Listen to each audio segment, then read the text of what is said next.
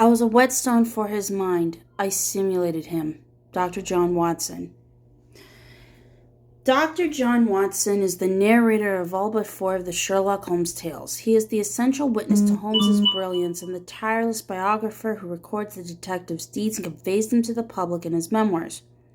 Holmes acknowledges Watson's considerable skills as a chronicler in the short story A Scandal in Bohemia, when he urges Watson to stay and meet his new client, saying, "I am lost without my Boswell." This likening of Watson and James Boswell, 1740 to 1795, the highly acclaimed biographer of Dr. Samuel Johnson, diarist and lawyer, is an accolade indeed. A key figure. Watson is a simple but ingenious literary device. With Watson addressing the reader directly, the narrative becomes immediate and engaging. He explains what is going on and the reader identifies with him, following his ups and downs as he witnesses Holmes in action and experiences bafflement and wonder. And Holmes' arrival at the truth generally takes Watson by surprise. The reader also feels the thrill of discovery when the time comes for Holmes to reveal it. But Watson is so much more than a mere observer. He is the warm-hearted and good-humored everyman to Holmes' cool and high-flown pragmatist. In an early version of A Study in Scarlet, Conan Doyle gave Holmes a partner named Norman Sacker before settling on the more down-to-earth name of John H. Watson. Watson is loyal, steadfast, and utterly dependable.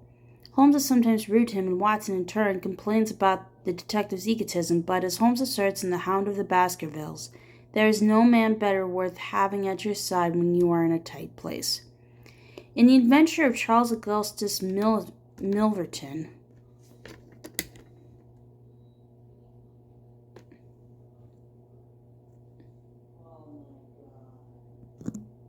hang on, folks. Oh. Hang on.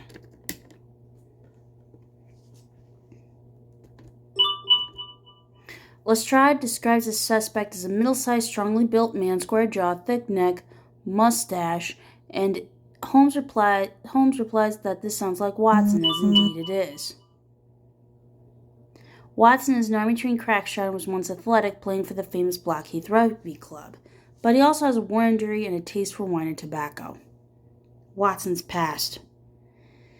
In A Study in Scarlet, the reader learns that Watson qualified as a medical doctor in St. Bartholomew's Hospital in London in 1878, suggesting he was born around 1853. After qualifying, he signed up as an army surgeon with the 5th Northumberland Fusiliers and was posted to the Second Afghan War, where he was shot at the Battle of Maiwand in July 1880.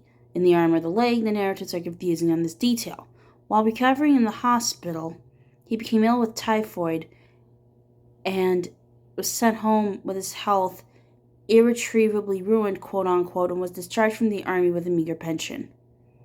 With apparently no family to turn to, Watson was left adrift in London. It was at this low point that Stamford, Watson's old friend from medical school, introduced him to Sherlock Holmes, who was looking for someone to share his lodgings at 221B Baker Street. Thereafter, much of Watson's life revolved around Holmes and his escapades. At some point, however, Watson moved out of 221B and became a successful medical practitioner. Holmes has such respect for Watson's medical expertise that he keeps him at a distance to stop him from seeing through his feigned illness in The Adventure of the Dying Detective.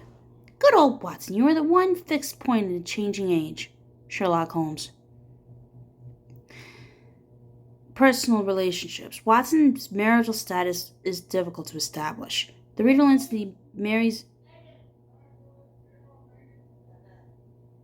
Mary Morstan, the young woman who seeks Holmes' help in The Sign of Four, yet in The Adventure of the Empty House it seems that she's died. However, in some later tales, Watson has a wife, and Holmesians have often speculated on her identity. Fans are also intrigued by Watson's assertion that he has an experience of women which extends over many nations, 3 separate continents. Although given that he is comparing them to Mary when he first meets her, this is probably just the hyperbole of a man in love. Watson is sometimes portrayed as dull-witted. Even Conan Doyle once called him Holmes's rather stupid friend, quote-unquote. However, while he may lag behind in brains, he makes up for makes up for it in reliability and integrity. Watson is Holmes's rock and only friend.